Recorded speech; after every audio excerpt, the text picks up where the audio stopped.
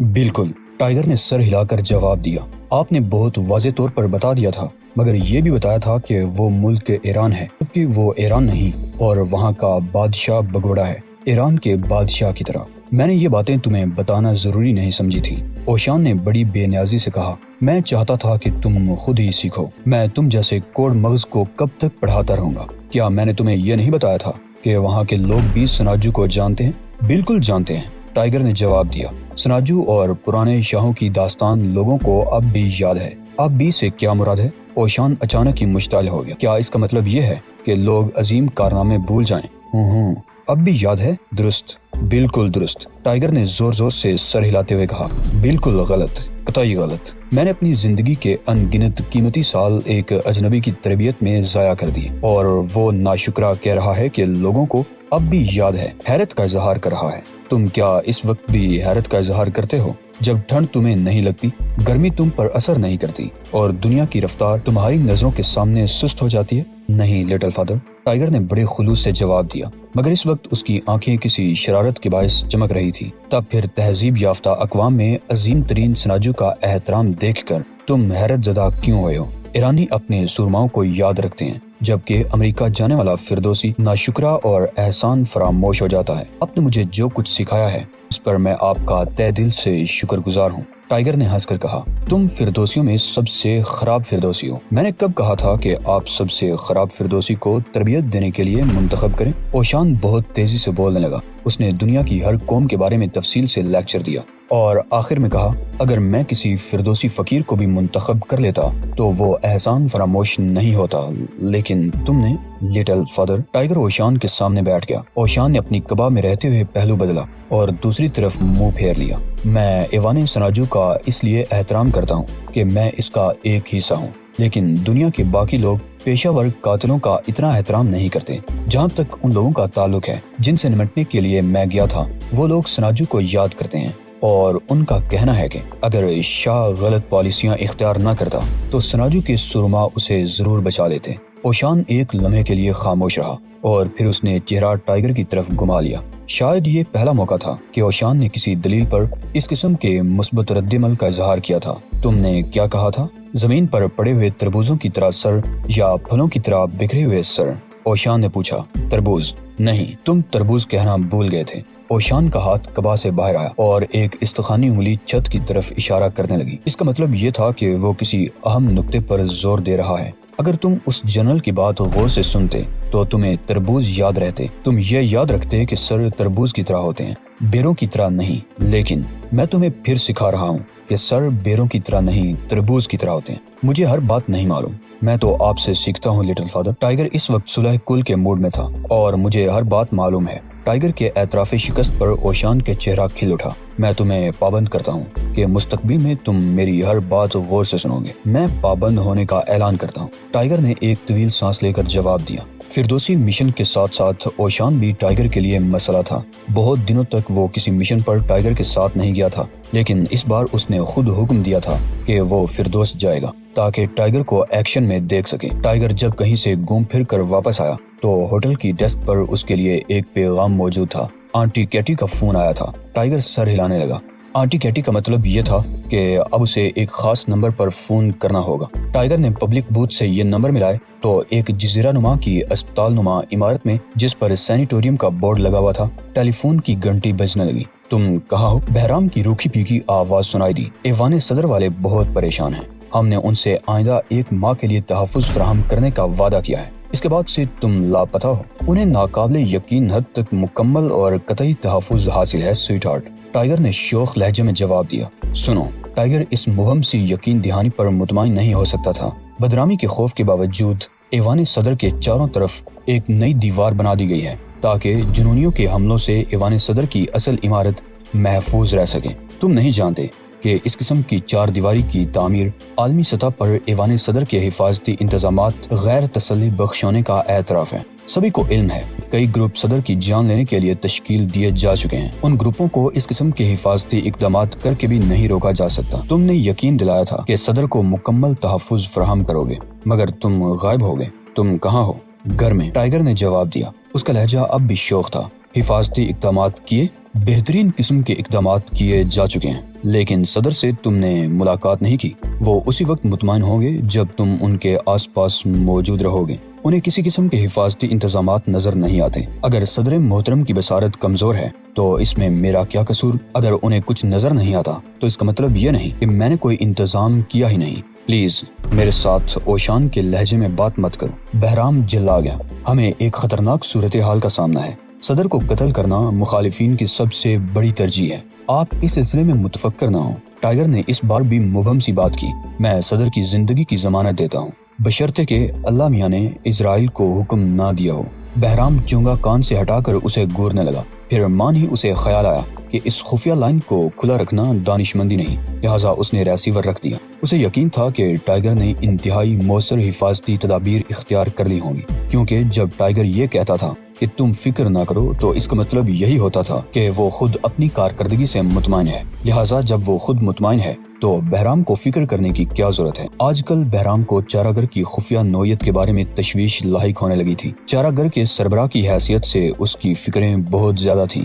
وہ بوڑھا بھی ہونے لگا تھا۔ اس کے اعصاب اتنے مضبوط نہیں رہے تھے جتنے ابتدائی دنوں میں تھے۔ کبھی کبھی تو اسے ایسا بھی لگتا تھا جیسے وہ نسیان کے مرض کا بھی شکار ہو رہا ہے۔ لیکن سب سے سنگین بات یہ تھی کہ اس کا جذبہ اور دوسروں پر اس کا اعتماد بھی متاثر ہو رہا تھا۔ شاید وہ مایوس ہو رہا تھا۔ چارہ گر کے قیام کے وقت اسے یقین تھا کہ آئین سے ماورا یہ ایجنسی جلدی جرائم سے پاک معاشرے کے قیام میں کامیاب ہو جائے گی، لیکن وہ ابھی تک یہ مقصد حاصل نہیں کر سکا تھا۔ اب اسے اندازہ ہو رہا تھا کہ جرائم ختم کرنے میں چارہ گر کامیاب نہیں ہو سکا۔ ہاں، یہ امر تسلی کا باعث ضرور تھا کہ چارہ گر نے انسانیت کے خلاف کئی مکروہ منصوبوں کو ناکام بنا ڈالا تھا۔ ٹھیک ہے، اسے ٹائیگر کا آخری جملہ یاد رہا کہ آپ اس سلسلے میں متفکر نہ ہو۔ ٹھیک ہے، وہ بار بار سر جھٹک رہا تھا جیسے تفکرات دور کرنا چاہتا ہو۔ اس نے کہا ہے تو ٹھیک ہی کہا ہوگا، میں انہیں بھی بتا دیتا ہوں۔ اس نے کھڑکی سے باہر جھانکا۔ آسمان پر بادل منڈلا رہے تھے اور کشتیاں ہوا کے تیز جھکڑوں کے باعث نیلے پانیوں میں ڈول رہی تھی۔ بہرام کا حلق نہ جانے کیوں خشک ہونے لگا تھا۔ اس نے اپنے ہاتھوں کو غور سے دیکھا، ان پر جریاں نمایاں تھی۔ اوشان بھی تو بوڑھا ہے، اس نے اپنے آپ کو تسلی دی۔ خود ٹائیگر کی عمر بھی بڑھ رہی ہے، مگر اس پر عمر کا کوئی اثر نہیں، پہلے روز کی طرح نوجوان نظر آتا ہے۔ اس نے ایک طویل سانس لی اور دراز کھینچی۔ اس میں سے ایک سرخ ٹیلی فون سیٹ نکالا اور نمبر ملانے لگا۔ دوسری طرف سے بولنے والے کو وہ فوراً پہچان گیا۔ یہ آواز فردوسیوں کو تقریباً روزانہ ٹیلی ویژن پر سنائی دیتی تھی۔ جناب، حالات پر قابو پا لیا گیا ہے اور اب ہر چیز اطمینان بخش طور پر کام کر رہی ہے۔ اس نے اپنے مخصوص انداز میں فردوسی صدر کو مطلع کیا، مگر وہ مجھے نظر تو نہیں آیا۔ صدر مملکت کے لہجے میں بے چینی تھی۔ آپ کو متفکر ہونے کی ضرورت نہیں۔ بہرام نے ٹائیگر کا جملہ دہرا دیا۔ آپ نے ایوان صدر کے سامنے کنکریٹ کی جو رکاوٹیں کھڑی کی ہیں، اب وہ ہٹا بھی دیں تو کوئی نقصان نہیں ہوگا، مگر طے یہ پایا تھا کہ میری حفاظت کے لیے وہ ایوان صدر میں موجود رہے گا۔ وہ اپنے طور پر کام کرتا ہے جناب۔ کیا وہ غیر مرئی انسان ہے؟ صدر کا لہجہ اچانک ہی تلخ ہو گیا۔ غالباً وہ بہت زیادہ خوفزدہ تھے۔ مجھے علم نہیں، بہرام نے بھی درست لہجے میں جواب دیا، لیکن وہ لوگوں کی آنکھوں سے ان کے منصوبوں کا اندازہ لگا لیتا ہے۔ وہ بوڑھا اس کا استاد ہے؟ صدر مملکت نے اس بار نرم لہجے میں پوچھا تھا۔ صدر سن چکے تھے کہ ناقابل تسخیر نوجوان کا استاد 80 سالہ بوڑھا ہے اور اپنے شاگرد سے کہیں زیادہ خطرناک اور طاقتور ہے۔ صدر کو بہرحال ان دونوں کے نام معلوم نہیں تھے۔ جی ہاں، اور وہ اپنے شاگرد سے کہیں زیادہ برتر بھی ہے، بہرام نے جواب دیا۔ اس کی عمر 80 برس سے زیادہ ہے نا؟ جی ہاں۔ بہرام اب اکتانے لگا تھا۔ اور تمہیں یقین ہے کہ ہم محفوظ ہیں؟ صدر کے لہجے میں اب بھی تشویش تھی۔ جی ہاں، آپ ان لوگوں سے پوری طرح محفوظ ہیں جنہوں نے بم رکھ کر ایوان صدر کو تباہ کرنے کا منصوبہ بنایا تھا۔ Good, very good. مگر کیا بوڑھے استاد کو بھی یقین ہے کہ میں محفوظ ہوں؟ مجھے اس کا علم نہیں کہ وہ اس کیس میں کوئی کردار ادا کر بھی رہا ہے یا نہیں۔ اچھا، یہ تو بتاؤ ڈاکٹر بہرام کہ کیا بوڑھا استاد ورزشیں کرتا ہے؟ ورزشیں تو میں بھی کرتا ہوں۔ وہ جسمانی ورزشیں نہیں کرتا جناب۔ بہرام کو اب جمائیں آنے لگی۔ کمال ہے، وہ خود کو راز بھی تو رکھتے ہیں۔ یہ کتنی مشکل بات ہے کہ شہرت سے بچا جائے۔ صدر کو شہرت کا مرض تھا۔ ریڈیو ٹی وی پر ہر ہفتے تقریر کرنا ان کا معمول تھا۔ جی ہاں، ان کے بارے میں صرف مجھے اور آپ کو معلوم ہے جناب، بہرام نے گال کھجاتے ہوئے جواب دیا۔ آپ خود سوچیں کہ اگر آپ کی انٹیلیجنس کو علم ہو جائے کہ 2 افراد پر مشتمل کوئی خفیہ ٹیم سرگرم ہے تو پھر ان کا رد عمل کیا ہوگا؟ صدر مملکت بہت زور سے ہنسے۔ اور ذرا سوچو کہ اخبارات کیسی قیامت ڈائیں گے۔ یہ کہہ کر صدر نے سلام دعا کے بغیر ریسیور رکھ دیا شاید ان کی بیوی کمرے میں آ گئی تھی۔ بہرام نے بھی ریسیور رکھ کر ٹیلی فون سیٹ دراز میں بند کیا اور دوبارہ سمندر کے فراخ سینے کی طرف دیکھنے لگا۔ کوئی بھی نہیں بدلا۔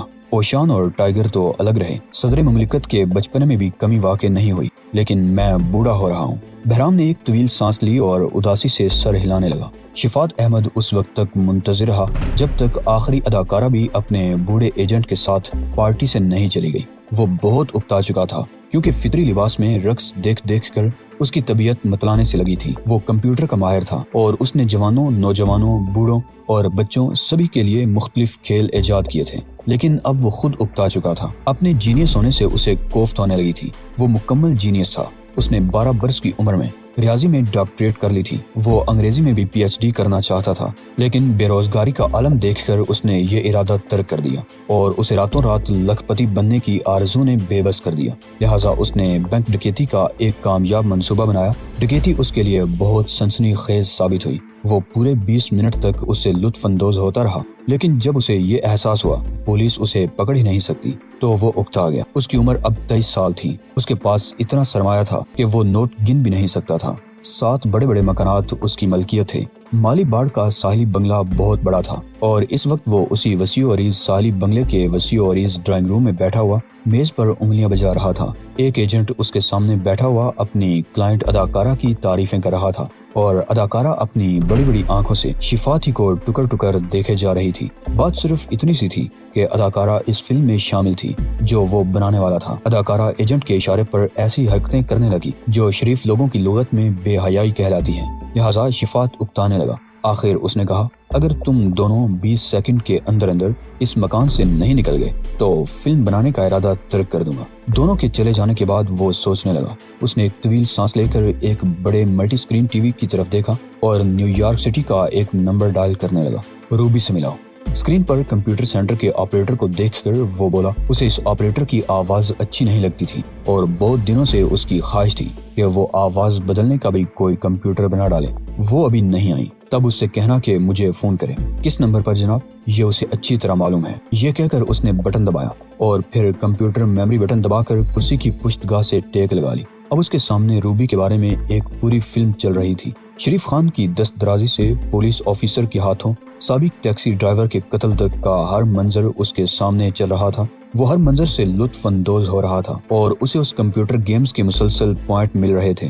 اس نے شریف خان کی لاش گرتی ہوئی دیکھی اور سر ہلانے لگا۔ غیر حل شدہ جرم کا کوئی پوائنٹ نہیں ملتا۔ جان شیر سے شفات بہت اچھی طرح واقف تھا۔ دولت جان شیر کی کمزوری تھی، لیکن شفات کو جان شیر پر رہ کر غصہ آتا تھا کیونکہ اس نے شریف کو ہلاک کر کے ٹوٹل میں سے 10,000 پوائنٹ کم کرا دیے تھے۔ جان شیر کو اس نے پہلی مرتبہ اس وقت استعمال کیا جب اس کے بنائے ہوئے بینک کمپیوٹر کی غلطی ایک کیشر نے پکڑ لی۔ اگر اس غلطی کا انکشاف ہو جاتا تو کمپیوٹر سینٹر کی ساکھ خاک میں مل جاتی۔ جان شیر نے ایک چلتی ہوئی کار سے کیشر کو بینک کے سامنے ہی گولی مار کر ہلاک کیا تھا۔ اس کے بعد جب ایک پولیس آفیسر نے کمپیوٹر سینٹر کے بارے میں دلچسپی لینی شروع کی تو جان شیر نے اسے بھی راستے سے ہٹا دیا۔ مسئلہ صرف یہ تھا کہ ہر کھیل کا خاتمہ قتل پر ہوتا تھا۔ کمپیوٹر مجموعی سکور میں سے 10,000 پوائنٹ منفی کر دیتا تھا۔ کمپیوٹر کے نزدیک قتل مسئلے کا حل نہیں تھا۔ Screen per out of focus پستول کی گرپ نظر آئی۔ جان شیر کی جیب میں کوڈ باکس نظر آ رہا تھا۔ یہ ایک مکمل کمپیوٹر تھا جو فلم سگنل میں بدل کر سیارے کے ذریعے منتقل کرتا رہتا تھا۔ شفات نے کنٹرول سٹک کی طرف دیکھا۔ لیور پر سرخ رنگ کا ایک بٹن تھا جو اس نے دبا دیا۔ اسکرین پر ایک تحریری پیغام نظر آنے لگا۔ You are ready to blast. یہ کیا ہے؟ ایک بچے کی آواز سنائی دی۔ یہ میرا پستول ہے اور یہ اسپیشل کوڈ باکس۔ جان شیر کی آواز سنائی دی۔ اسی لمحے اسکرین پر روشنی نظر آنے لگی۔ اچانک ہی جان شیر بھی نظر آنے لگا۔ وہ کسی اسکول کے احاطے میں کھڑا ہوا تھا۔ شفات نے تیزی سے سوچا اور وہ بٹن دبا دیا جو جان شیر سے صوتی رابطے کا ذریعہ بن جاتا تھا۔ تمہارے ارد گرد کتنے بچے ہیں جان شیر؟ اس نے پوچھا۔ 10 کوڈ باکس۔ جان شیر اس کی آواز کو ہمیشہ کوڈ باکس کہتا تھا۔ کیا تم کسی الگ تھلگ جگہ پر جا سکتے ہو؟ بچوں کو پتہ ہی نہیں کہ کیا ہو رہا ہے۔ جان شیر نے جواب دیا۔ کسی ایسی جگہ پہنچو جہاں بچے بھی نہ ہوں۔ شفات نے جان شیر سے کہا۔ سڑک پر اور زیادہ لوگ موجود ہیں۔ کتنے ہیں؟ شفات نے پوچھا۔ جان شیر کے اس جواب کے ساتھ ہی برابر والے اسکرین پر نیلی روشنی جلنے بجھنے لگی۔ اسکرین پر روبی کا چہرہ نمودار ہونے لگا تھا۔ اب شفات کو تیزی سے کسی فیصلے پر پہنچنے کی ضرورت تھی۔ اس نے لیور کا سرخ بٹن دبا دیا۔ نیو یارک سٹی کے ایک اسکول کے احاطے میں پولیس والے جان شیر کی جیب میں رکھا ہوا بم زور سے پھٹا، جس کے باعث پولیس والے کا جسم گوشت کے ڈھیر میں بدل گیا۔ ساتھ ہی اس کے قریب کھڑے ہوئے 7 بچوں کے جسم بھی چیتڑوں میں تبدیل ہو گئے۔ Game over. کمپیوٹر نے 70,000 پوائنٹ کاٹ کر رزلٹ بتا دیا۔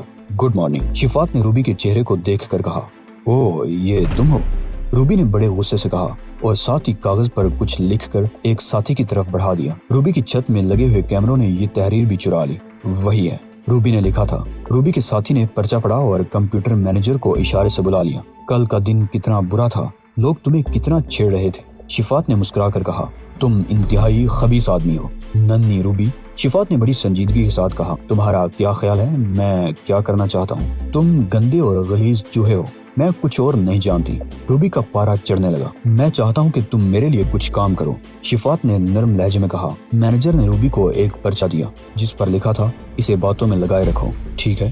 روبی پرسکون ہونے لگی تھی۔ شاید تم مجھ سے کوئی غلط کام لینا چاہتے ہو؟ یہ تمہاری سمجھ کا پھیر ہے روبی، شفات نے جواب دیا۔ میں تم سے ایسا کام لینا چاہتا ہوں جو عام حالات میں تم کبھی نہیں کرو گی۔ بہت خوفناک کام ہے۔ میں خوفناک کام نہیں کرتی، یہ میری فطرت بھی نہیں، روبی نے کہا۔ وہ اسے باتوں میں لگا رہی تھی اور اس کا علم شفات کو بھی تھا۔ تمہارے نزدیک خوفناک کام کیا ہو سکتا ہے روبی؟ بہت سی باتیں بھی خوفناک ہوتی ہیں، روبی نے کہا۔ اسی کے ساتھ شفات نے بٹن اے دبا دیا۔ اسکرین پر ایک نام ابھرا جس کے ساتھ لکھا تھا، فردوس میں قریب ترین عزیز، میں چاہتا ہوں کہ تم اپنی آنٹی کو قتل کر دو، تمہارے ساتھ ہی رہتی ہے نا؟ روبی بہت زور سے ہنسی۔ ارے یہ تو بہت آسان کام ہے، کوئی مشکل کام بتاؤ۔ کیا مطلب؟ آنٹی سے تمہاری ملاقات کبھی نہیں ہوئی؟ نہیں۔ کیا تم اسے قتل کرنے پر تیار ہو؟ ہرگز نہیں، میں ایسے کام نہیں کرتی۔ میرا مشورہ مانو اور فوراً دماغی امراض کے کسی ماہر سے ملاقات کر لو، ممکن ہے کہ علاج سے تمہارا مرض دور ہو جائے۔ سنو، میں چاہتا ہوں کہ تم اپنی آنٹی کو قتل کر دو۔ ٹائم سکوائر میں فائر بریگیڈ کے آفس پر پتھراؤ کرو، نجات چوک پر خود کو تماشا بناؤ، خاتون اول کے بال نوچ لو، وزیر اعظم کی پنڈلی پر ٹھوکر مارو، اداکارہ علی کے گنجے سر پر چپت لگاؤ اور اس کی بیوی کا میک اپ صاف کر دو۔ شاندار، شاندار، روبی بری طرح کہہ لگانے لگی اور اسکرین پر شفات کے پوائنٹ تیزی سے کم ہو رہے تھے۔ مطلب واضح تھا، وہ شفات کی باتوں کا کوئی اثر نہیں لے رہی تھی، محض لطف اندوز ہو رہی تھی۔ اسی لمحے ایک چپراسی نے روبی کو ایک اور کاغذ دیا جس پر لکھا تھا، پتہ چل گیا۔ شفات کی آنکھیں چمکنے لگیں۔ مینیجر کسی سے سرگوشی میں گفتگو کر رہا تھا اور یہ بتا رہا تھا کہ نمبر کا پتہ کس طرح معلوم ہوا۔ شفات نے عجیب سی سنسنی محسوس کی، وہ اس کیفیت کو عروج پر لے جانا چاہتا تھا۔ روبی، تم اتنی خوش کیوں ہو؟ تمہارا پتہ چلا لیا گیا ہے احمق، اس لیے میں اتنی خوش ہوں۔ کیا تمہارے آفس مینیجر نے میرے نمبر ملائے تھے؟ وہ ضرور ملا تھا، مگر اس وقت تمہاری لائن مصروف ہوگی کیونکہ تم مجھ سے باتیں کر رہے ہو، روبی نے جواب دیا۔ تب اپنے مینیجر سے کہو کہ میرے نمبر ملائے، شفات نے بڑی سنجیدگی سے کہا۔ روبی نے مینیجر کو اشارے سے بلا کر اس کے کان میں کچھ کہا۔ اس سے قبل وہ ماؤتھ پیس پر ہاتھ رکھنا نہیں بھولی تھی۔ مینیجر سر ہلاتا ہوا ایک قریبی فون کی طرف بڑھ گیا، وہ نمبر ملا رہا تھا۔ کنیکشن ملتے ہی شفات کے اسکرین پر روشنی جلنے بجھنے لگی۔ اس نے ایک اور بٹن دبایا اور پھر مینیجر کا منہ کھلا کا کھلا رہ گیا، وہ ٹیلی فون پر ہی گر گیا۔ ہال میں موجود ہر شخص کانوں پر ہاتھ رکھ کر میزوں کے نیچے چھپ گیا۔ کمپیوٹر کا ہائی رینج پینٹریشن سگنل کام کر چکا تھا۔ شفات کو 300 پوائنٹ کا بونس ملا، اس کی آنکھیں خوشی سے چمکنے لگیں۔ روبی نے ریسیور پٹک کر سب سے پہلے مینیجر کو دیکھا اور پھر بہت زور سے چلانے لگی۔ وہ شفات ہی کو برا بلا کہہ رہی تھی۔ شفات نے رابطہ منقطع کر دیا۔ چڑیل، وہ اگر چاہتا تو روبی کو ملازمت سے برخاست کرا سکتا تھا، وہ با اختیار تھا، کمپیوٹر سینٹر اسی کی ملکیت تھی، لیکن یہ بات بہت کم لوگوں کو معلوم تھی۔